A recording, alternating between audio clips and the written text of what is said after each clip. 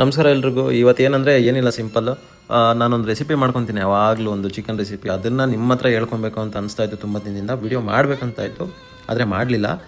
ಇದಕ್ಕೆ ಬೇಕಾಗಿರೋದು ಏನಂದರೆ ಕಾಳು ಪೆಪ್ಪರ್ ಮತ್ತು ಸಾಲ್ಟನ್ನು, ಕಲ್ಲುಪ್ಪನ್ನು ಎರಡನ್ನೂ ಪುಡಿ ಮಾಡ್ಕೊಂಡು ಈ ಥರ ಮಿಕ್ಸ್ ಮಾಡ್ಕೊಬೇಕು. ಅದಾದಮೇಲೆ ಮೆಣಸಿನ್ಕಾಯಿ ತೊಗೊಬೇಕು, ಹಸಿಮೆಣ್ಸಿನ್ಕಾಯಿ ಮತ್ತು ಒಂದು ಸ್ವಲ್ಪ ಕೊತ್ತಂಬರಿ ಸೊಪ್ಪು.